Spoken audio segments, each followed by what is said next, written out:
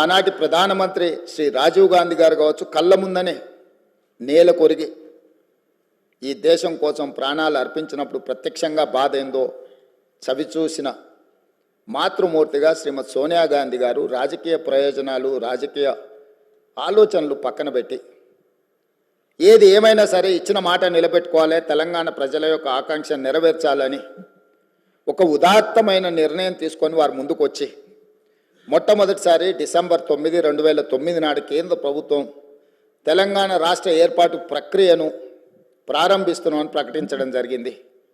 ఆ తర్వాత చాలా అవాంతరాలు, ఒడిదుడుకులు ఎదురైనా వారు తెలంగాణ రాష్ట్రాన్ని ఇవ్వడం జరిగింది.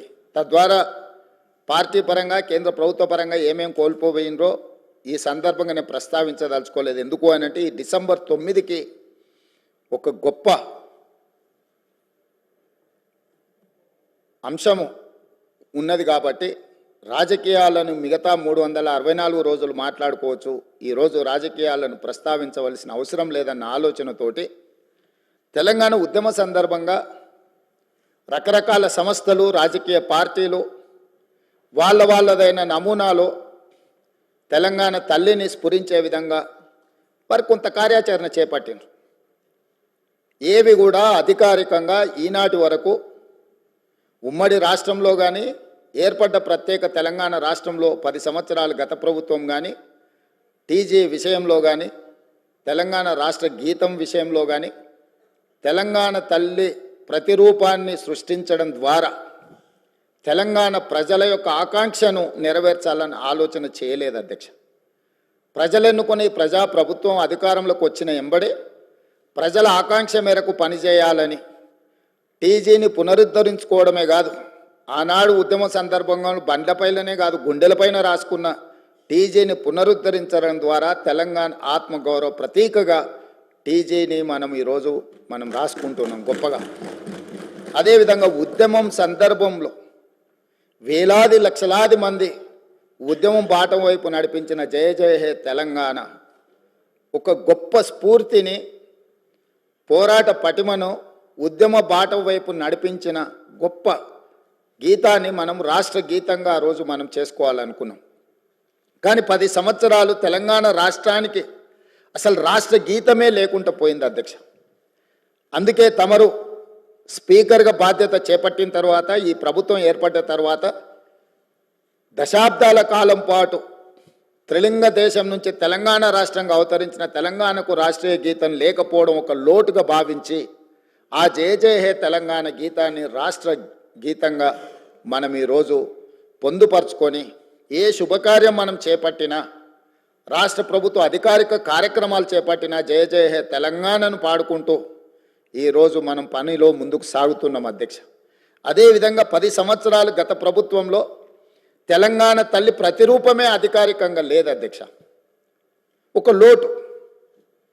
ఈరోజు మన ప్రతీక, మన భావన, మన ఆలోచన, మన ఆత్మగౌరవం, మన అస్తిత్వం ఉట్టిపడే విధంగా చాలామంది తెలంగాణ ఉద్యమంలో పాల్గొన్న ఉద్యమకారులనే కాకుండా కవులను, కళాకారులను, తెలంగాణ సంస్కృతి పట్ల అంకిత భావంతో పనిచేసిన వాళ్ళందరితో చర్చించి చర్చలో 2 అంశాలు ప్రస్తావనకు వచ్చినాయి అధ్యక్ష.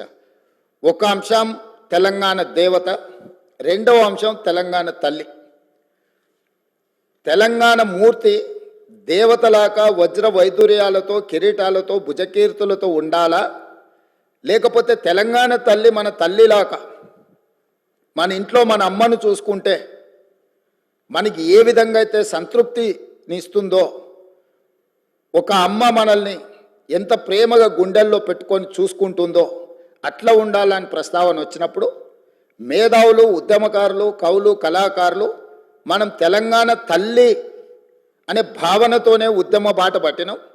మనకు తల్లి కావాలి, దేవత గుడిలో ఉంటుంది, తల్లి మన ఇంట్లో ఉంటుంది, తల్లి ఒళ్ళో మనం పెరుగుతాము కాబట్టి మనం తల్లి ప్రతిరూపమే పెట్టుకోవాలని చెప్పి వాళ్ళందరూ సూచన చేసి ఈరోజు ప్రతి ఇంట్లో కన్న తల్లిని చూసే విధంగా ఈరోజు తెలంగాణ తల్లిని చూసిన తెలంగాణ సమాజంలో ఎవరైనా, అది తమరు కావచ్చు అధ్యక్ష, నేను కావచ్చు, లేదా మా శాసనసభ్యులు ఎవరైనా ఈరోజు సభలో ఉన్న ఏ సభ్యుడికైనా తెలంగాణ తల్లిని చూస్తే సొంత మాతృమూర్తిని చూసిన ఒక గొప్ప అనుభూతితో తెలంగాణ సంస్కృతి సాంప్రదాయాలు అస్తిత్వం బహుజనుల తెలంగాణ తల్లిని ఈరోజు మనం ప్రతిష్ఠించుకుంటున్నాం అధ్యక్ష.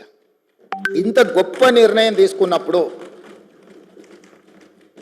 డిసెంబర్ 9 ఎలాంటి వివాదాలు రాజకీయాలకు తావు లేకుండా తెలంగాణ సమాజం అంతా రాజకీయ పార్టీలు కావచ్చు, ప్రజాప్రతినిధులు కావచ్చు, అదేవిధంగా రైతు కూలీ సంఘాలు కావచ్చు, లేకపోతే తెలంగాణ సమాజంలో వివిధ సామాజిక వర్గాలకు ప్రాతినిధ్యం వహిస్తున్నారు కావచ్చు, 4 కోట్ల తెలంగాణ సమాజం అంతా ఒక్కటై ఏకగలంతో ఈరోజు తెలంగాణ తల్లి అవతరణ ఉత్సవాలు జరుపుకుని ఉంటే బాగుంటుంది. మన పట్ల ఇతర రాష్ట్ర ఇతర దేశ ప్రజలకు కూడా ఒక గొప్ప గౌరవం పెరుగుతుండేది అధ్యక్ష. దురదృష్టవశాత్తు కొంతమందికి ఇది నచ్చలేదు. ఒక వ్యక్తి, ఒక కుటుంబము, ఒక పార్టీ ఆలోచననే 4 కోట్ల తెలంగాణ ప్రజలన్న ఆలోచన భావన సమంజసం కాదు. మధ్య యుగాలలో చక్రవర్తులు నేనే రాజ్యం, రాజ్యమే నేననే భావనలో భ్రాంతిలో ఉండేవాళ్ళు అధ్యక్ష. మధ్య యుగాల చక్రవర్తుల యొక్క ఆలోచనతో ప్రజాస్వామ్యంలో ప్రజాప్రభుత్వం నడవదు అధ్యక్ష.